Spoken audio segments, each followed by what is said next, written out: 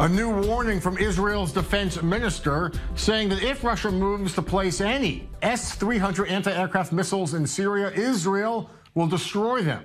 Israeli intelligence minister Israel Katz had similar remarks in a radio interview as well today, saying if Russia places or tries to place S-300 batteries in Syria, it will be, quote, a red line for us.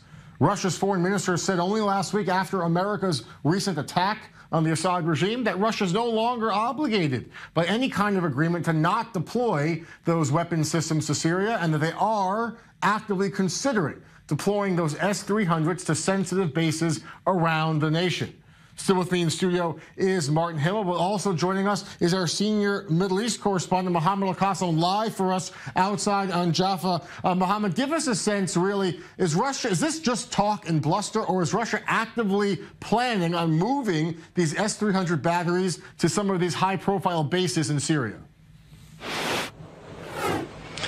Jeff, Russia was embarrassed by the recent military attack by the US, UK and France on Syria a couple of weeks ago, and it wants to look like it's doing all it can to protect one of its main allies here in the region, and it wants to show that it will retaliate or take steps to prevent such future attacks on Syria in the future. But at the same time, let's assume that Russia does provide Syria with the S-300 missiles. I don't think that they will give total control to the Syrian military of these S-300 air defense systems. They will be manned by the Russian military. So for the time being, I think it just talks on behalf of the Russian foreign ministry as well as the Russian military. And if this step is to be going forward, I don't think that the Russians will relinquish control of it to the Syrian military. All right, stay with us, Mohammed. We'll be back with you in a second. But Mohammed, what do you Martin, what do you think about that specific call for a red line, a term we've heard so much about Syria?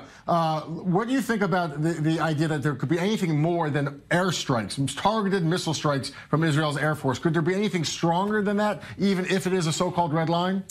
Listen, I don't think it would be anything more than airstrikes, but what they would be targeting is of significance. If S-300s being fired at them, they would fire back at the installations of the S-300s. I don't think it will come to that. The Russians don't want it. The Israelis don't want it. They both talk to each other a lot. I think it's, as Mohammed said, is posturing to tell the West, look, if you come at Syria, we're going to strengthen Syria.